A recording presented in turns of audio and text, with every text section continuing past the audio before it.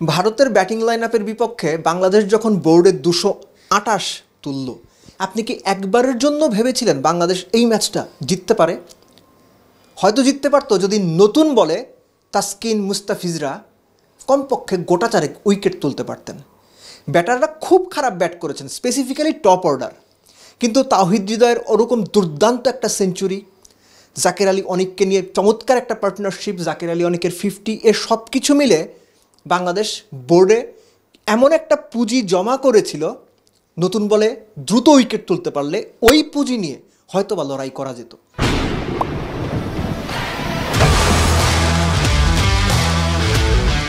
বাংলাদেশের সামান্যতম সম্ভাবনাটুকু শেষ হয়ে গেছে যখন নতুন বলে কিংবা পেসাররা দ্রুত উইকেট তুলতে পারেননি।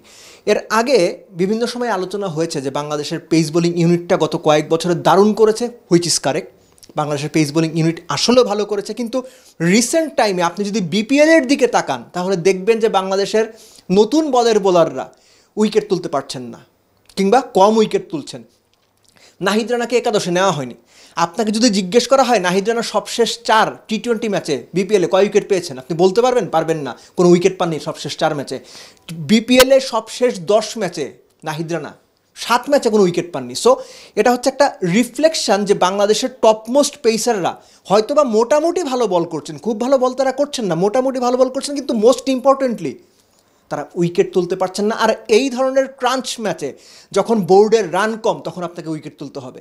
আমি প্রাইমারিলি ব্যাটসম্যানদের দায় দিলেও পরবর্তীতে এই ম্যাচ হারার পেছনে বোলারদের উইকেট তুলতে না পারা এটা অন্যতম প্রধান একটা কারণ বলে মনে করি। হ্যাভিং সেড দ্যাট, মূল সর্বনষ্ট করে দিয়েছে বাংলাদেশের বাজে ব্যাটিং। আপনি জাস্ট শুধু এটুকু মাথায় রাখেন, 2023 থেকে 2025 এই সময়ের মধ্যে বাংলাদেশের ওপেনিংয়ে 12 জন ব্যাট করেছেন, গড়ে তারা রান করেছেন 25।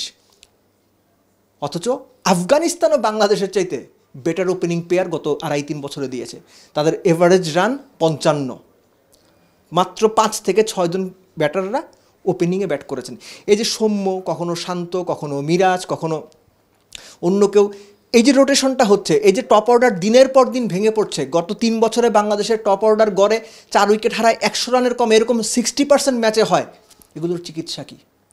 ভারত বড় দল, সেটা কোনোরকমভাবে মেনে নেওয়া যেতে পারে, কিন্তু শ্রীলঙ্কার বিপক্ষে, ওয়েস্ট ইন্ডিজের বিপক্ষে, আফগানিস্তানের বিপক্ষে আপনি ট্র্যাক রেকর্ড ফলো করেন, কম বেশি একই ঘটনা দেখতে পাবেন। সো মোদ্দা কথা হচ্ছে যে ভারতের মতো শক্তিশালী অপোনেন্টের বিপক্ষে ম্যাচ জিততে হলে প্রতিটা ডিপার্টমেন্টে আপনাকে অপোনেন্টকে বাজিমাত করতে হবে।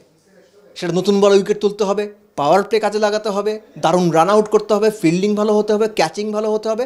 বাংলাদেশ আনফর্চুনেটলি এর কোনো ডিপার্টমেন্টেই খুব একটা ভালো কিছু করতে পারিনি। লাস্ট একটা কথা বলেই শুধু শেষ করব, বাংলাদেশ ম্যাচ হেরেছে, সেটাতে আমরা দুঃখ পেয়েছি, খারাপ লেগেছে, কষ্ট লেগেছে, এটা খুবই স্বাভাবিক। কিন্তু একটা পর্যায়েও কি আপনাদের মনে হয়েছে এই ম্যাচটা বাংলাদেশ জেতার মতো অবস্থানে আছে? এটাই হচ্ছে সবচেয়ে দুর্বিষহ ব্যাপার, যে কোনো পর্যায়ে মনে হয়নি যে বাংলাদেশ ম্যাচটা হয়তোবা জিততেও পারে। শেষ কথা বলে শেষ করি, যদি জাকের আলী অনিক ওই ফার্স্ট বলে লাইফটা না পেতেন, কিংবা 21 রানের সময় তাওহিদ হৃদয় যদি ওই ক্যাচ আউটটা হয়ে যেতেন, তাহলে 228 কী হতো?